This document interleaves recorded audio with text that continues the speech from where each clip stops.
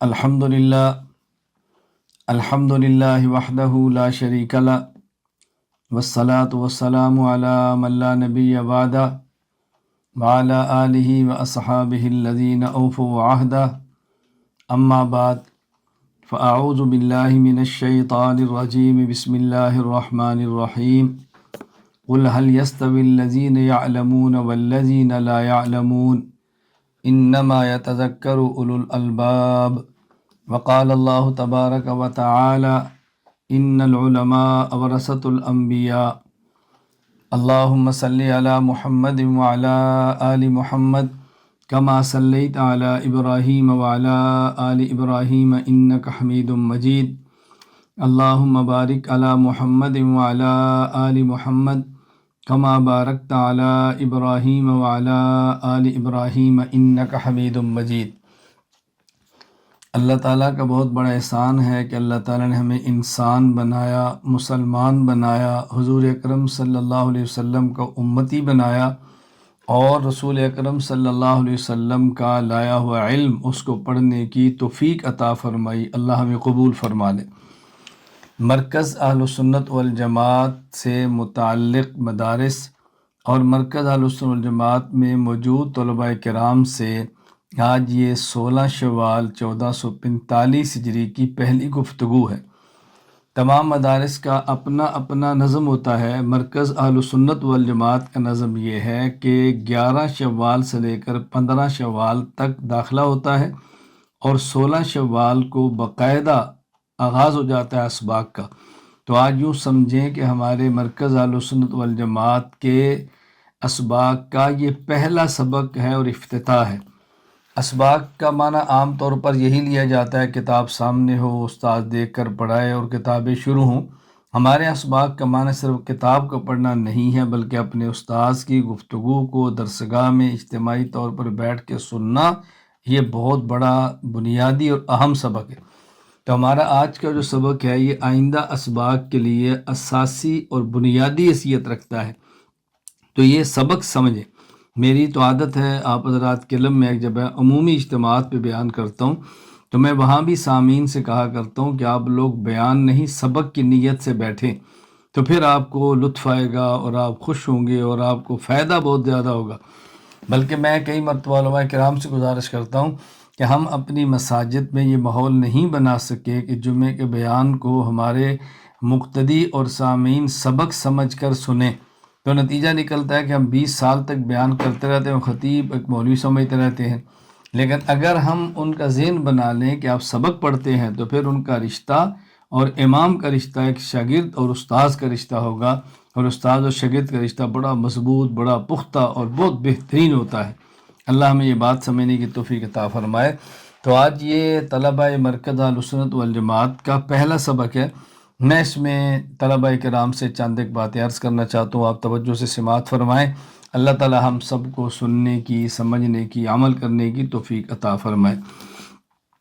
پہلی بات یہ سمجھیں کہ جو میں نے قرآن کریم کی آیت کریمہ اور ایک حدیث مبارک تلاوت کی ہے، اللہ تعالیٰ فرماتے ہیں کہ میرے پیغمبر یہ بات ان کو سمجھاؤ، قل، اللہ اکبر، یہ بات ان کو سمجھاؤ، یہ اہل علم اور جو بغیر علم کے ہیں غیر عالم، یہ دونوں برابر نہیں ہو سکتے۔ قل هل يستوي الذين يعلمون والذين لا يعلمون، آپ ان سے پوچھیں کیا اہل علم اور غیر اہل علم برابر ہو سکتے ہیں؟ ہرگز نہیں ہو سکتے۔ طلباء کرام سمجھتے ہیں میں اس پر لمبی بات نہیں کر رہا، بس مختصر سی بات عرض کر رہا ہوں کہ عالم اور غیر عالم کبھی بھی برابر نہیں ہو سکتے۔ عالم اور غیر عالم زندہ اور مردہ کی طرح ہیں، عالم اور غیر عالم نور اور ظلمت کی طرح ہیں، عالم اور غیر عالم دن اور رات کی طرح ہیں۔ تو دن اور رات کیسے برابر ہیں؟ زندہ اور مردہ کیسے برابر ہیں؟ نور اور ظلمت کیسے برابر ہیں؟ اندھیری اور روشنی کیسے برابر ہیں؟ عالم اور غیر عالم کیسے برابر ہو سکتے ہیں؟ تو علم کا ایک اپنا مقام ہے، اور حضور اکرم صلی اللہ علیہ وسلم نے ارشاد فرمایا ان العلماء ورثۃ الانبیاء، علماء انبیاء کے وارث ہیں، علماء انبیاء کے وارث ہیں۔ میں نے یہ آیت کریمہ اور حدیث مبارک پڑھی ہے ایک بات سمجھانے کے لیے، وہ یہ کہ جب عالم اور غیر عالم برابر نہیں، کیوں؟ عالم نبی کا وارث ہے، تو اس کا مطلب یہ ہے کہ پھر عالم کی زندگی بھی عام لوگوں کی طرح نہیں ہے، عالم کے اخلاق بھی عام لوگوں کی طرح نہیں ہیں، عالم کا رہن اور سہن، اٹھنا بیٹھنا، اس کا جاگنا اور سونا، چلنا اور پھرنا، حتیٰ کہ جینا اور مرنا عام آدمی کی طرح نہیں ہے۔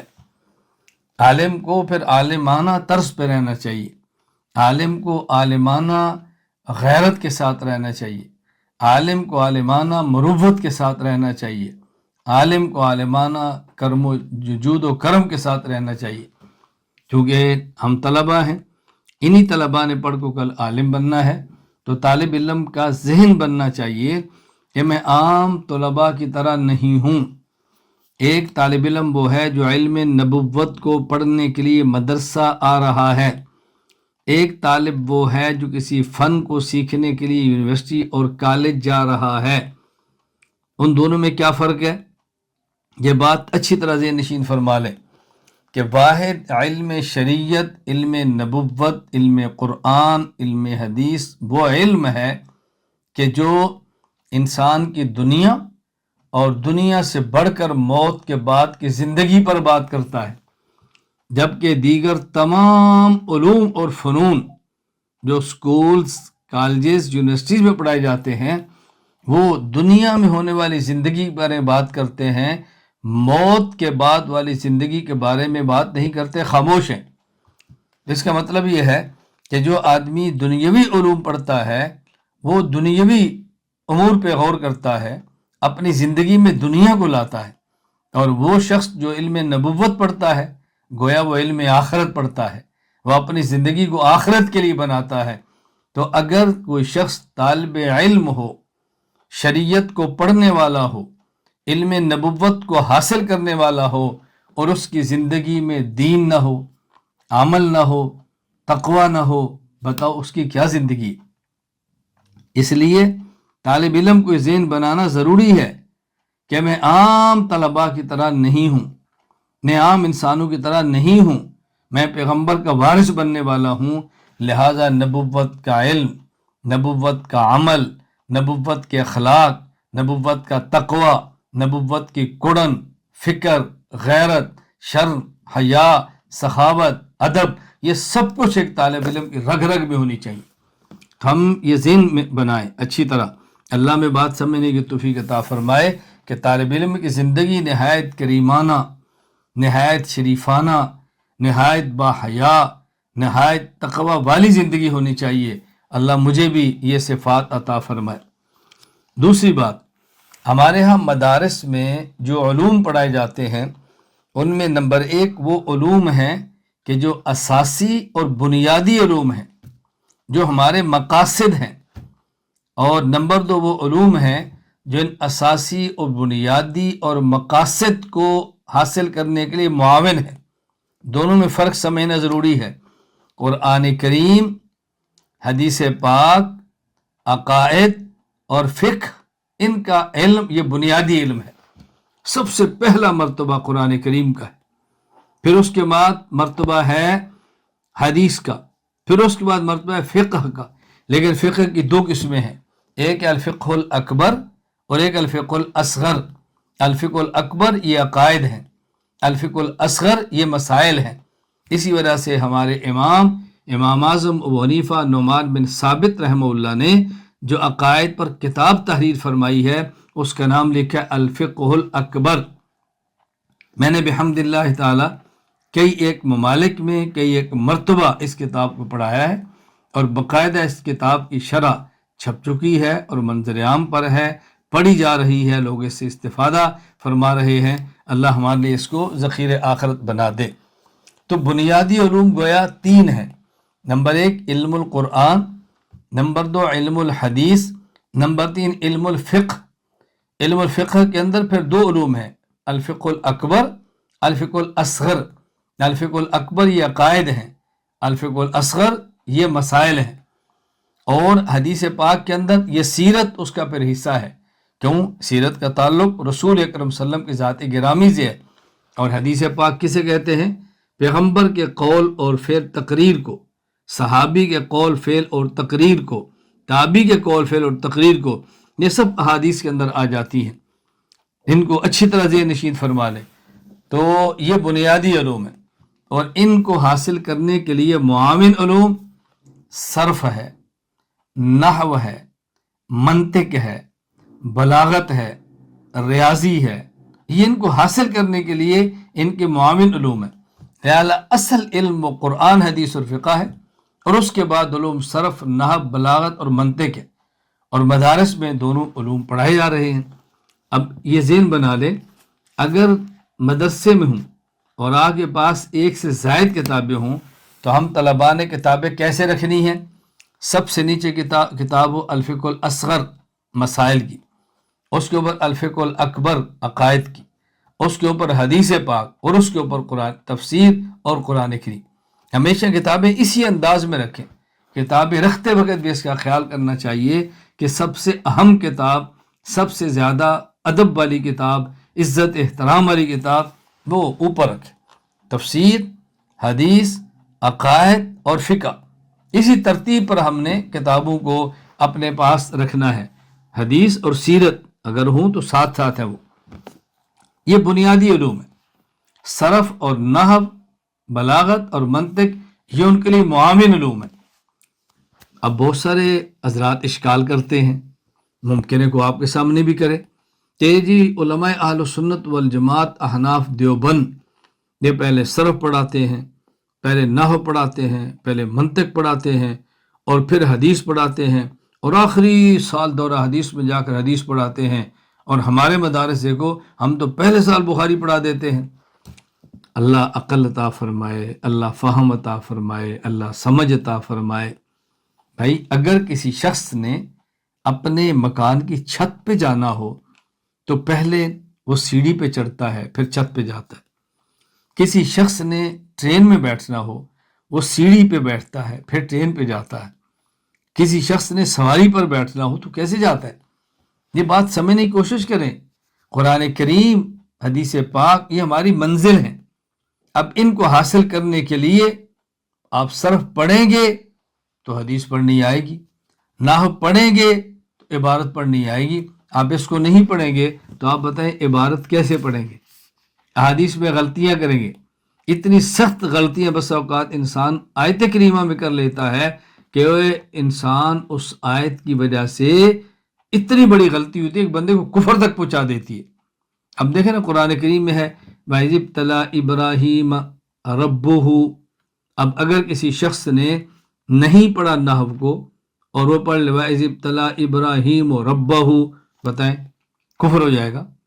اگر وَإِذِ ابْتَلَىٰ إِبْرَاهِيمَ رَبُّهُ پڑھیں گے تو اس کا معنی ابراہیم کے رب نے ابراہیم کا امتحان لیا، اور اگر پڑھیں گے وَإِذِ ابْتَلَىٰ إِبْرَاهِيمُ رَبَّهُ تو اس کا معنی ابراہیم نے اپنے رب کا امتحان لیا۔ ابراہیم علیہ السلام نے اللہ کو امتحان دیا ہے یا اللہ کا امتحان لیا ہے؟ ذرا سوچیں نا۔ اب بتائیں یہ تبھی غلطی دور ہو سکتی ہے نا جب انسان کو نحو آتی ہو۔ نحو اس کو بتائے گی نا، فاعل مرفوع ہے، مفعول بھی منصوب ہے، نحو بتائے گی نا، ورنہ کیسے اس کو پتہ چلے گا؟ اسی طرح بہت ساری غلطیاں ہیں کہ جو انسان کر بیٹھتا ہے، تو ہم پہلے اس کی صرف اور نحو یہ چیزیں مضبوط کراتے ہیں، اس کو بلاغت مضبوط کراتے ہیں، اس کو منطق پڑھاتے ہیں، تاکہ یہ بہترین طریقے پر قرآن کریم کو سمجھے، حدیث پاک کو سمجھے، اور یہ فقہ کو سمجھے بہترین طریقے پر۔ اللہ ہم یہ باتیں سمجھنے کی توفیق عطا فرمائے۔ تو یہ دو علوم ہیں، دونوں کا خیال کرنا ہے۔ یہ تو لازم ہے کہ قرآن کریم کو جب بھی ہاتھ لگانا ہے تو باوضو ہو کر لگانا ہے، بغیر وضو کے قرآن کریم کو چھونا جائز نہیں ہے۔ لیکن اگر تفسیر اور ترجمہ ہو تو پھر دیکھ لیں کہ ترجمہ زیادہ ہے، تفسیر زیادہ ہے، قرآن کریم کم ہے، تو بغیر وضو کے ہاتھ لگانے کی گنجائش موجود ہے، اگرچہ خلاف ادب ہے، گنجائش موجود ہے، اس کا خیال رکھ لیں۔ لیکن جو باقی کتب ہیں ان کو بغیر وضو کے ہاتھ لگایا جا سکتا ہے، لیکن ادب کا تقاضا یہ ہے کہ بغیر وضو کے نہ علم عالی جو مقاصد ہیں تفسیر حدیث اور فقہ کو ہاتھ لگائیں، اور نہ علم عالی جو اعلیٰ اور سبب ہے، معاون ہے، ذریعہ ہے، بغیر وضو کے لگائیں۔ طالب علم کو چاہیے کہ اپنے طالب علمی میں تعلیم کے اوقات میں باوضو رہے، مطالعہ باوضو کرے، تکرار باوضو کرے، سبق باوضو پڑھے۔ اگر کسی کا عذر ہے، وضو بار بار ٹوٹتا ہے تو الگ بات ہے، لیکن کوشش یہ کرے کہ طالب علم ہمیشہ باوضو رہے۔ تو یہ دونوں قسم کے علوم ہیں جو ہم نے پڑھنے ہیں اور محنت کرنی ہے۔ نمبر 3، طلبہ کرام جو مدرسہ میں آئے ہیں پڑھنے کے لیے، یہ جو بنیادی علوم قرآن، حدیث اور فقہ اور ان کے معاون علوم صرف، نحو، بلاغت، عربی ادب وغیرہ پڑھیں تو کیسے پڑھیں؟ اس کے لیے بنیادی طور پر 5 چیزیں سے نشین فرما لیں۔ نمبر 1، طالب علم اعمال صالحہ، مسنون اعمال، عبادات کا خیال کرے، 5 وقت فرض نماز پابندی سے، سنن مؤکدہ پابندی سے، بلکہ طالب علم تہجد، اشراق، اگر چارج کی چھٹی ملتی ہو، مگر نہ اوابین اور عصر یا عشاء کی سنن جو زائد اور غیر مؤکدہ ہیں، اس کو پڑھنے کا اہتمام کرے، تلاوت کا اہتمام کرے، ذکر کا اہتمام کرے۔ نمبر 1، طالب علم عبادات کا اہتمام کرے۔ نمبر 2، طالب علم گناہوں سے بچے، گناہ بڑا ہو یا گناہ چھوٹا ہو، طالب علم نہ ہو تب بھی بچنا ہے، لیکن زمانہ طالب علم میں گناہوں سے بچنا زیادہ ضروری ہے۔ گناہ کے ساتھ انسان علم حاصل نہیں کر سکتا۔ اگر علم میں شریعت کے الفاظ آ بھی جائیں تو علم کی برکات حاصل نہیں کر سکتا، انسان محروم ہو جاتا ہے۔ جب مدرسے میں نہیں آئے تھے کئی گناہ ہوتے تھے، مدرسے میں آ کر اس گناہ کو چھوڑ دیں۔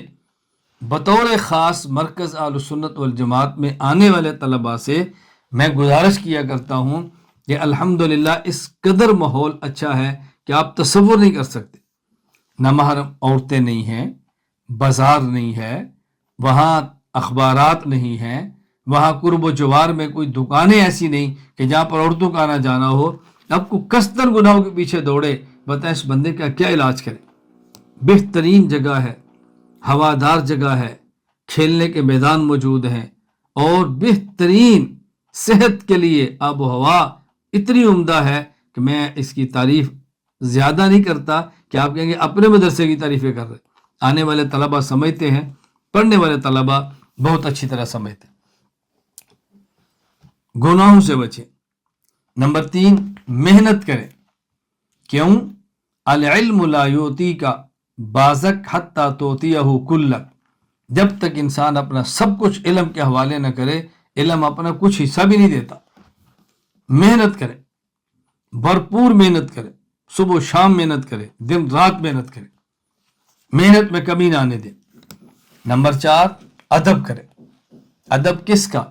جس استاد سے پڑھتے ہیں اس کا، جس کتاب کو پڑھتے ہیں اس کا، جس درسگاہ میں پڑھتے ہیں اس کا، جس مکتب اور تپائی پہ کتاب رکھتے ہیں اس کا، حتیٰ کہ اپنے مدرسے کے باورچی اور اپنے مدرسے کے ڈرائیور اور اپنے مدرسے کے گارڈ تک ادب اور احترام کریں۔ آپ کا باورچی سے کیا مسئلہ ہے؟ گارڈ سے آپ کی کیا لڑائی ہے؟ ڈرائیور سے آپ کے کیا لینا دینا ہے؟ وہ آپ کے لیے ذریعہ ہے اچھے پکانے کا، وہ ذریعہ ہے آپ کی حفاظت کا، وہ ذریعہ ہے آپ کے سامان لانے کا۔ ان ذرائع کا احترام کریں، ادب کریں بہت زیادہ۔ نمبر 5، تعلیمی مصروفیت کے راستے میں جو رکاوٹ ہے وہ تمام تعلقات کو ختم کر دے۔ موبائل بہت بڑی رکاوٹ ہے، ختم کر دے۔ خطوط لکھنا بلا وجہ بہت بڑی رکاوٹ ہے، ختم کر دے۔ اخبارات کو دیکھنا بہت بڑی رکاوٹ ہے، ختم کر دے۔ جلسے جلوس میں شرکت بہت بڑی رکاوٹ ہے، ختم کر دے۔ مدرسے سے باہر جانا بہت بڑی رکاوٹ ہے، ختم کر دے۔ بار بار گھر جانا بہت بڑی رکاوٹ ہے، ختم کر دیں۔ دوستوں سے بلا وجہ گپیں لگانا، دوستیاں بڑھانا، اپنے تعلقات کو کم کریں۔ آپ یقین فرمائیں جتنے تعلقات کم کریں گے اتنا ہی زیادہ علم آئے گا۔ جس حد تک تعلقات سے اپنی جان چھڑائیں گے اس حد تک علم پختہ ہوتا جائے گا، علم دماغ میں بیٹھتا جائے گا، علم ذہن میں بیٹھتا جائے گا، تعلقات کو ختم کر دیں۔ آپ اندازہ فرمائیں گے کہ پھر کس قدر فائدہ ہوتا ہے۔ تو طالب علم اگر علوم عالیہ بنیادی علوم اور ان کے معاون علوم کو حاصل کرنا چاہتا ہے تو وہ 5 چیزوں کا خیال کرے۔ نمبر 1، عبادات کا خیال کرے، گناہوں سے بچنے کا خیال کرے، خوب محنت کرے، اساتذہ، کتب، درسگاہ، مدرسہ تمام کا ادب کرے، اور تعلیم کے راستے میں رکاوٹ بننے والے تمام تعلقات کو ختم کرے۔ انشاءاللہ علم حاصل ہوگا۔ چوتھی بات، جو طلباء کرام کتاب پڑھ رہے ہیں اس کا طریقہ کیا ہے کہ کتاب ان کو اچھی طرح سمجھ آئے؟ اس کا طریقہ کیا ہے؟ 3 چیزوں کا ہر طالب علم خیال کرے۔ نمبر 1، جو کتاب پڑھ رہا ہے اس کتاب کے متن کو سمجھے، اس کتاب کے متن کو سمجھے کہ مصنف نے کیا لکھا ہے، متن۔ نمبر 2، اس متن کے ساتھ جو سائٹ پہ حاشیہ ہے اس حاشیے کو سمجھے۔ نمبر 3، استاذ کی تقریر کو سمجھے۔ اگر طالب علم 3 باتیں محفوظ کر لے، 3 چیزیں محفوظ کر لے، 3 چیزوں کا خیال کر لے، نمبر 1 کتاب کا متن، نمبر 2 کتاب کا حاشیہ، نمبر 3 استاذ کی تقریر، تو دیکھنے سے وہ کتاب کیسے سمجھ آتی۔ بہت زیادہ دائیں بائیں جانے کی ضرورت نہیں ہے، پھر اس کتاب کے متن کو حفظ کریں، کتاب کے متن کو یاد کریں، کتاب کو محفوظ کریں، پھر یاد ہوگی نا۔ زیادہ شروحات دیکھنے کی ضرورت نہیں ہے، دائیں بائیں کی کاپی کی ضرورت نہیں ہے، اپنے استاذ کی کاپی پر توجہ دیں۔ تو طالب علم 3 چیزوں کا خیال کرے، انشاءاللہ کتاب پڑھنی اور سمجھنی بہت آسان ہوگی۔ کتاب کا متن، کتاب کا حاشیہ اور استاذ کی تقریر، اس کا خیال فرمائیں۔ 5ویں بات، مجھ سے طلباء کرام پوچھتے ہیں، مجھ سے کئی علماء کرام پوچھتے ہیں، میں نے بھی پڑھا ہے، زمانہ طالب علمی پوچھتے ہیں، کیسے پڑھا وہ پوچھتے ہیں، کتاب کیسے سمجھی وہ پوچھتے ہیں۔ میں نہایت اختصار سے اپنے زمانہ طالب علمی کی چند ایک چیزیں عرض کرتا ہوں تاکہ طالب علم اس بات کو ذہن نشین فرمائے اور سمجھ لیں کہ آپ نے زمانہ طالب علمی کیسے گزارنا ہے۔ میں جب پڑھنے کے لیے سب سے پہلے گھر سے گیا، بلکہ مجھے میرے والد مولانا شیر بہادر رحمہ اللہ تعالیٰ نے جب پڑھنے کے لیے گھر سے بھیجا، یہ 1983 کی بات ہے، تو مجھے آپ نے نمبر 1 ایک چادر دی، ایک سرانہ دیا، ایک انسلا لباس جوڑا کپڑے کا دیا اور 57 روپے دیے، اور نمبر 5 جو کپڑے میں نے پہنے ہوئے تھے، یہ 5 چیزیں میرے پاس تھی جب میں پڑھنے کے لیے گیا، اور درجہ حفظ میں داخلہ لیا۔ امام اہل سنت والجماعت شیخ التفسیر والحدیث استاذ محترم حضرت مولانا محمد سرفراز خان صفدر نور اللہ مرقدہ کے نام خط لکھا، اور مجھے آپ نے گکھڑ منڈی گجرانوالہ وہاں جامع مسجد بورڈ والی میں بھیجا۔ مسجد کے اندر درج حفظ کی درسگاہیں ہوتی تھی۔ آپ یقین فرمائیں گے کہ میں نے زمانہ حفظ میں یوں ہی پڑھا ہے، ایک میں اور میرے ساتھ ایک طالب علم، ہم دونوں نے محلے میں جانا ہے اور ایک ایک گھر سے روٹیاں مانگ کے جمع کرنی ہیں۔ ایک طالب علم کے ہاتھ میں لوہے کا ڈول ہوتا اور ایک کے پاس چھابا، چنگیر اور روٹیاں رکھنے کے لیے ایک برتن ہوتا۔ اب جو ہمارا ڈول ہے اسی میں کوئی ہماری خالہ، بڑی بہن، کوئی بوڑھی عورت ساگ ڈالتی ہے، دوسری اس میں دال ڈالتی ہے، تیسری اس میں کڑی ڈالتی ہے، چوتھی اس میں گوشت ڈالتی ہے، کوئی 5ویں اس میں آلو ڈالتی ہے، سب سالن ایک برتن، اور روٹیاں جمع ہو رہی ہیں۔ مسجد کے اندر بیٹھ کے کھانا، مسجد میں بیٹھ کے پڑھنا اور مسجد ہی میں سونا، تو وہی ہماری مسجد درسگاہ ہے، وہی ہماری مسجد متم ہے، وہی ہماری مسجد سونے کے لیے آرام گاہ ہے۔ میں نے یوں زمانے حفظ گزارا ہے، اور گھر سے پیسے نہیں آنے، گھر سے خرچہ نہیں ملنا، اسی طرح پڑھا۔ اور جب درجہ کتب کے لیے میں نے پڑھنا شروع کیا تو آپ یقین فرمائیں مجھے اب یاد نہیں ہے کہ پہلی دفعہ گیا تو مجھے والد صاحب نے کتنے پیسے دیے ہوں گے، 2 جوڑے کتنے کپڑے دیے مجھے یاد نہیں ہے۔ بستر کپڑے لے کر میں گیا کراچی، وہاں پڑھنا شروع کیا، درجہ اولا، درجہ ثانیہ، درجہ ثالثہ، جامع بنوریا سیٹ ایریا کراچی، وہاں میں نے پڑھنا شروع کیا۔ زمانہ طالب علمی میں جو طلباء ایسے تھے جن کے ساتھ میں پڑھتا رہا ہوں، کوئی طالب علم بھی آپ کو ملے تو آپ ان سے پوچھ لیں کہ مجھے کسی نے فجر کی نماز کے بعد مسجد سے باہر دیکھا ہو، مجھے کسی نے عصر کی نماز کے بعد مسجد کے باہر دیکھا ہو۔ 3 سال تک میری فجر کے بعد اشراق تک مسجد میں، اشراق کے بعد پھر درسگاہ بھی ہماری درجہ اولا میں مسجد ہی میں ہوتی تھی، عصر کے بعد یہ مسجد میں، الا یہ کہ جمعرات کا دن ہوتا اور 24 گھنٹے کے لیے تبلیغی جماعت کے ساتھ میں چلا جاتا یا مکی مسجد مرکز میں چلا جاتا۔ اب بحمد اللہ تعالی مدنی مسجد کراچی تبلیغی مرکز بنا ہے، اس کا جو کنواں ہے اللہ اس کو قبول فرما لے، درجہ ثالثہ کی بقرعید کی چھٹیوں میں وہ کھودنے والوں میں میرا بھی نام موجود ہے۔ فجر کے بعد بھی مسجد، عصر کے بعد بھی مسجد۔ کوئی طالب علم آپ کو ملے جن کے ساتھ میں پڑھتا رہا ہوں، ممکن ہے میری آج کی اس نشست میں بعض ایسے علماء موجود ہوں جن کے ساتھ میں پڑھا ہوں،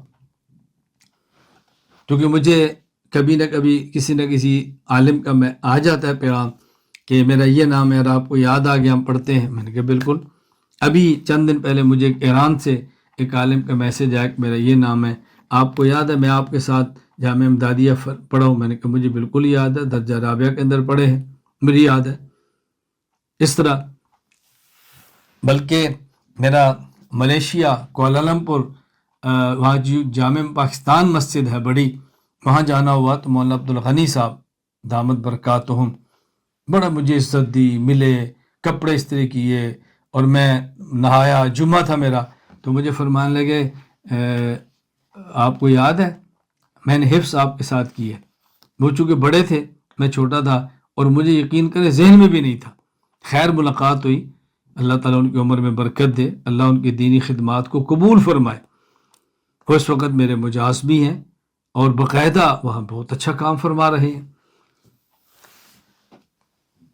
جو طلبہ پڑھتے رہے ہیں کوئی ملے تو پوچھیں، زمانہ طالب علمی میں اولا، ثانیہ، ثالثہ، سب سے آخر میں سونے والا طالب علم میں ہوتا اور سب سے پہلے صبح اٹھنے والا طالب علم بھی میں ہوتا۔ آخر میں سوتا اور سب سے پہلے اٹھتا، آپ کو حیرانگی ہوگی۔ فجر کی نماز سے پہلے جب میں مسجد میں آتا تو صف اول کے آگے وہاں میری تپائی پڑی ہوتی تھی، جہاں پہلی صف ختم ہوتی ہے قبلے کی جانب، بس اس کو لیتا اور کتابیں یاد کرنا شروع کر دیتا۔ میری عادت تھی کہ میں کتابوں کے متون کو حفظ کرتا تھا، فجر کی نماز تک میں پھر متن یاد کرتا اور فجر کے بعد پھر اشراق تک قرآن کریم کی تلاوت کرتا تھا۔ رات کو عشاء کے بعد اللہ گواہ ہے، اللہ جھوٹ بولنے سے مجھے بھی اور آپ سب کو محفوظ رکھے، میں جب صرف وغیرہ یاد کرتا تو رات 12 ساڑھے 12 بج جاتے صرف جب یاد کرتا۔ اور مجھے ابھی بھی یاد ہے یہ جو صفائی کرنے والا برش ہوتا ہے، میں کئی بار اس برش کو تپائی کے سامنے رکھ کے جیسے اس کو سبق سناتے ہیں نا، اس کو سامنے رکھ کے میں سناتا۔ بچہ تھا، اولا ثانیہ میں کیا عمر ہوتی ہے، اور اوپر گیلری میں ہمارے مکران کے بلوچ طلبہ سوتے تھے، وہ اوپر سے کئی بار مجھے آواز دے کر کہتے صوفی بس کر بابا، تو نے نہیں سونا، ہمیں تو سونے دے، آہستہ پڑھ۔ تو میں یعنی یوں جاگتا اور یوں پڑھتا تھا۔ یہ درجہ اولا، درجہ ثانیہ، درجہ ثالثہ میں، درجہ اولا میں نے صرف میں ارشاد الصرف پڑھی ہے، مجھے یاد بھی یاد ہے ارشاد الصرف کے 85 قوانین ہیں۔ جہاں تک مجھے یاد پڑتا ہے پورے سال میں ایک رات بھی ایسی نہیں گزری ہوگی سوائے شب جمعہ کے کہ میں ارشاد الصرف مکمل پڑھے بغیر سویا ہوں۔ جتنی پڑھی ہوتی اتنی ایک مرتبہ دہرا کر سوتا۔ آپ کے میں 85 قوانین اتنی بڑی کتاب کیسے پڑھتا تھا؟ اس کا طریقہ کیا تھا؟ قانون نمبر 1 اس کا نام یہ ہے اس میں شرطیں اتنی ہیں، اتنی شرطیں وجودی ہیں، اتنی شرطیں سلبی ہیں۔ قانون نمبر 2 نام یہ ہے، اس میں اتنی شرطیں وجودی، اتنی سلبی ہے۔ میں یوں کر کے بھی اس کا پورا خلاصہ رات پڑھ کے سوتا تھا، اور بحمد اللہ تعالیٰ میں نے صرف میں درجہ اولیٰ میں سالانہ امتحان کے اندر 20 اور نمبر لیے ہیں، اور میں نے درجہ ثانیہ میں سالانہ امتحان علم الصیغہ کے اندر وفاق کے اندر 20 اور نمبر لیے ہیں، صرف بحمد اللہ تعالیٰ میں نے یوں پڑھی، صرف پڑھتے تھے استادہ کے پاس۔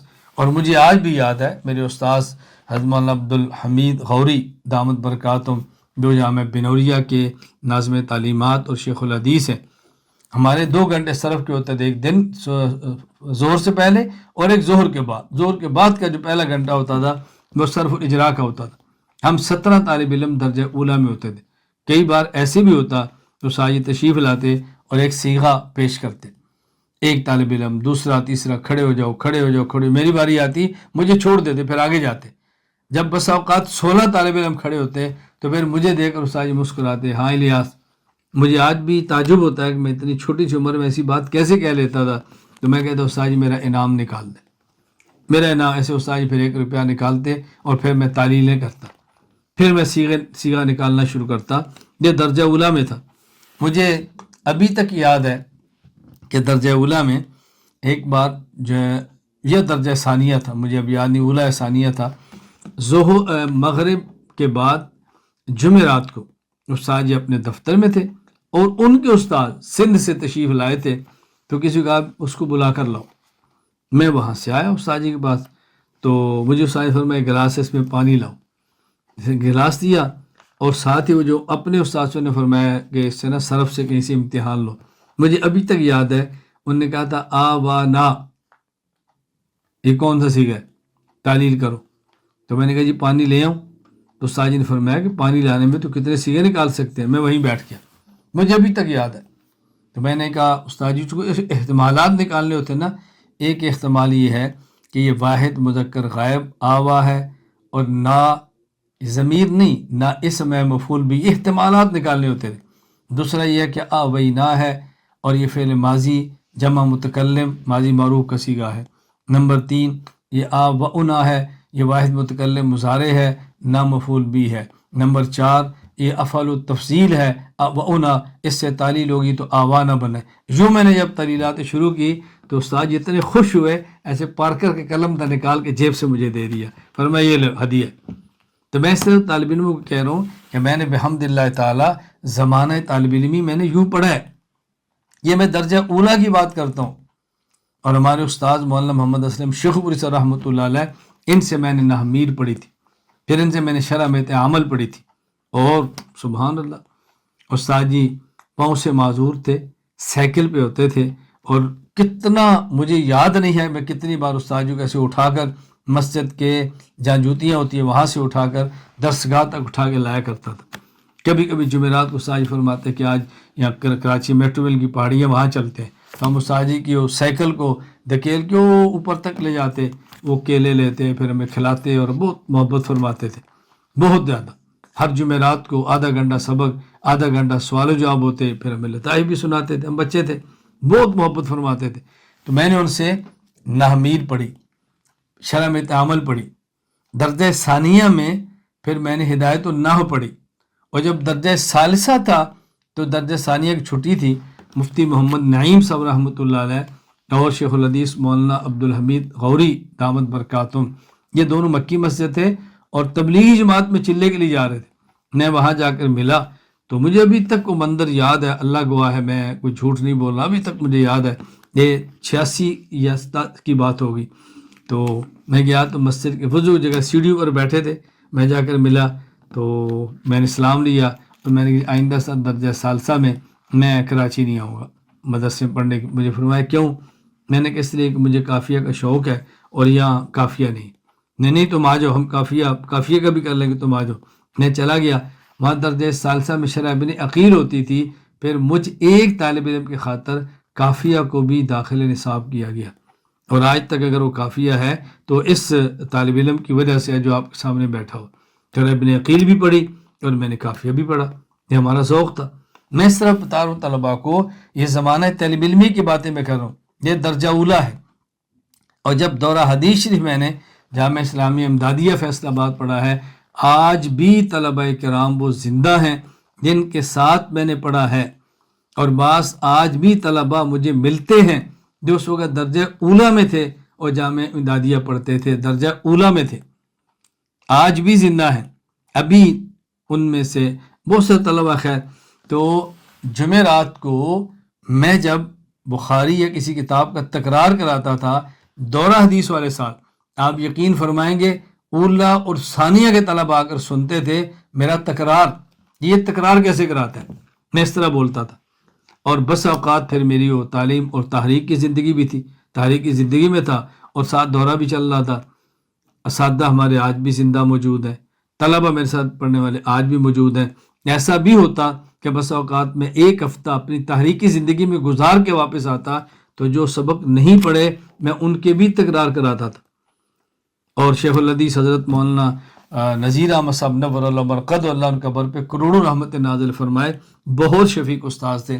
ایک بار مجھے بلا کر فرمانے لگے میں نے 35 سالہ زمانہ تدریس میں واحد طالب علم تجھے دیکھا ہے کہ جو تحریک اور تعلیم کو یوں لے کر چلتا ہے۔ یہ طالب علم تحریک ہے تو تعلیم نہیں ہے، تعلیم ہے تو تحریک نہیں ہے، اکٹھی لے کر چلنے والا میں نے پہلا طالب علم دیکھا۔ میں آپ کو منع نہیں کر رہا تحریکات سے دور رہیں، جلسے جلوسوں سے بچیں، اس سے علمی ذوق تباہ ہوتا ہے، میں آپ کو کہہ رہا ہوں نا۔ تو ہمیں اس آجی فرماتا ہے کہ میں نے پہلا طالب علم تجھے دیکھا ہے، تو کس طرح اس کو لے کر چل رہا ہے۔ خیر میں مزید اس پہ کوئی بات نہیں کرتا، میں کو اپنی تعریفات نہیں کر رہا، میں کو اپنے کارنامے بیان نہیں کر رہا، میں زمانہ طالب علم اس لیے بیان کر رہا ہوں کہ میں اس دور کا بندہ ہوں، میں کوئی قدیم ترین ماضی کا آدمی نہیں ہوں۔ طلباء کے ایک ذہن بنا ہے وہ جی وہ بڑے پرانے دور کی باتیں ہیں، علماء ایسے پڑھتے تھے، پرانے دور کی باتیں، خرچے نہیں ہوتے تھے، پرانے دور کی باتیں کہ ایسے ہوتا تھا۔ میرے گھر سے خرچہ بھی نہیں ملتا، کپڑے استری کرنے کے لیے استری نہیں ملتی تھی، طالب علم کر دیں تو ان کی نوازش۔ میں جمعرات یقین فرمائے کراچی پڑھتا تھا تو جمعرات طلبہ چھٹی پر جاتے کراچی والے، وہ جمعے کو جب واپس آتے تو کوئی مجھے سموسہ دیتا اور کوئی بیچارہ مجھے بریانی کھلا دیتا اور کوئی شامی کباب دیتا، یہ سمجھ کر یہ غریب طالب علم ہے، بڑا محنتی ہے تو چلو اس کے اوپر ترس کھا کے اس کی خدمت کر دیا کرو۔ زمانہ طالب علمی میں نے یوں گزارا، اس کا پھر نتیجہ آج آپ اپنی آنکھوں سے دیکھ رہے ہیں۔ اللہ مجھے اور آپ سب کو قبول فرمائے اور نظر بد اور بد نظری سے محفوظ فرمائے۔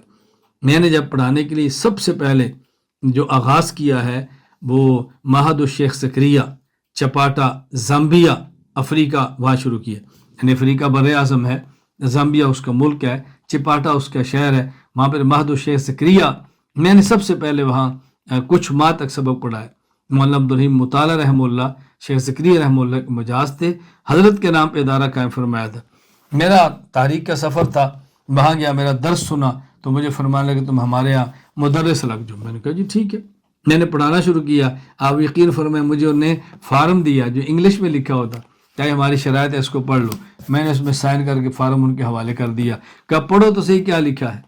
میں نے کہا جی کیا پڑھنا ہے، پڑھانے والے مدرس کو کیا شرطوں سے غرض، نہ میں نے باہر جانا ہے نہ میں نے کہیں گھومنا ہے، میں نے کتاب پڑھانی، کیا لکھا ہوگا یہ سائن۔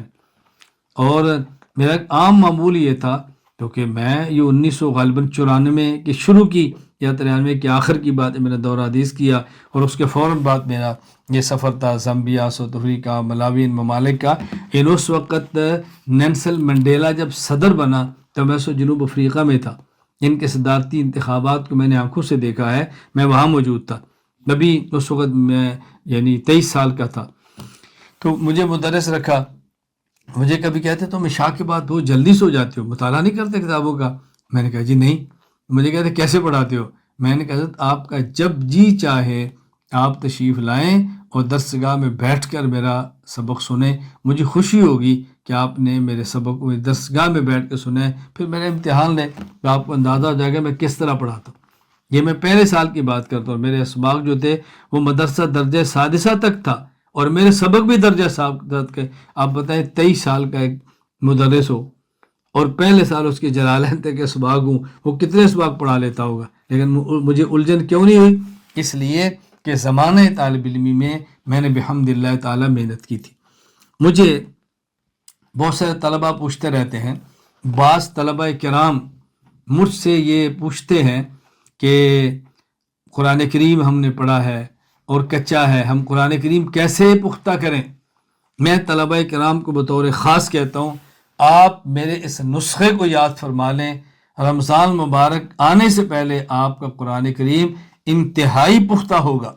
روزانہ فجر کی نماز سے پہلے ایک پاؤ پارا اوپر دیکھ کر پڑھیں، پھر اس کو زبانی پڑھیں 2، پھر اس پاؤ پارا کو کم از کم 1 مرتبہ دن کو نوافل نماز میں پڑھیں۔ نمبر 4، اس کو رات تہجد میں پڑھیں۔ 4 ماہ میں قرآن کریم مکمل۔ پھر اسی طرح آدھا پارا 2 ماہ میں قرآن کریم مکمل۔ 6 ماہ، پھر پونا پارا، یہ قرآن کریم آپ کا 1.5 ماہ میں مکمل۔ 7.5، پھر آپ 1 پارا پڑھیں، یہ قرآن 1 ماہ مکمل۔ 8.5 آپ تقریباً 9 کر لیں۔ ایک شعبان کا مہینہ آئے گا کہ آپ روزانہ بہترین طریقے پر قرآن کریم کو پڑھیں گے اور رمضان میں آپ کو دقت پیش نہیں آئے گی۔ بغیر اضافی وقت دیے انشاءاللہ قرآن کریم آپ کا پختہ ہوگا۔ ابھی چند دن قبل میں نے علماء کرام میں بیان کیا تو ایک استاذ ہیں اور عالم ہے بہت بڑے، مجھے ان پر بہت اعتماد ہے، مجھے ان کا میسج آیا تو میں نام بھی لے لوں تو ہر جگہ، چونکہ ہمارے اپنے شاگرد ہیں، استاذ ہیں بچوں کی طرح، تو ماشاءاللہ مفتی عاطف صاحب دامت برکاتہم جو تخصص فی العقائد اسلامیہ آن لائن کے نگران ہیں اور مرکز کے استاد ہیں، اللہ ان کو صحت عطا فرمائے۔ مجھے ان کا پرسوں میسج آیا کہ استاد جی میں نے آپ کی بتائی ہوئی ترتیب پر 2 سال سے عمل کیا ہے، تو میں 2 سال سے رمضان مبارک میں تراویح بغیر ایک اٹکن کے سنا رہا ہوں۔ اس طرح کتنے مجھے میسیج وصول ہوئے ہیں، یہ تو میرے گھر کے آدمی ہیں نا، میری اولاد کی طرح، میں نے اس کا نام لے کر ذکر کیا ہے کہ وہ بھی اس سے خوش ہوں گے، مجھے بھی خوشی ہوتی ہے۔ اللہ تعالیٰ ان کی عمر میں برکت عطا فرمائے۔ اس کا آپ طلبہ کرام بے حد خیال فرمائیں تاکہ قرآن کریم ہمارا پختہ ہو، قرآن کریم یاد ہو۔ دوسرا، بہت سارے طلبہ کرام جو ہے وہ بار بار مجھے فرماتے ہیں کہ استاد جی ہم چاہتے ہیں کہ فارغ ہونے کے بعد آپ کے ساتھ کام کریں، کیا شرط ہے؟ میں کہتا ہوں ایک ہی شرط ہے کہ آپ کی زمانہ طالب علمی میں علوم اور اعمال پختہ ہوں، پھر آپ میرے ساتھ کام کریں، آپ کو بھی مزہ آئے گا اور مجھے بھی مزہ آئے گا۔ اللہ تعالیٰ مجھے اور آپ تمام کو علوم حاصل کرنے کی توفیق عطا فرمائے، علوم میں برکتیں عطا فرمائے، اللہ تعالیٰ گناہوں سے محفوظ فرمائے، اللہ تعالیٰ عافیت عطا فرمائے، اللہ تعالیٰ ہم سب سے راضی ہو جائے، اللہ مجھے بھی اور آپ کو بھی عمل کرنے کی توفیق عطا فرمائے، اللہ آپ سے اور آپ کی برکت مجھ سے اور ہماری نسلوں سے دین کی مقبول خدمت لے لے۔ وآخر دعوانا ان الحمد للہ رب العالمین۔ السلام علیکم ورحمۃ اللہ وبرکاتہ۔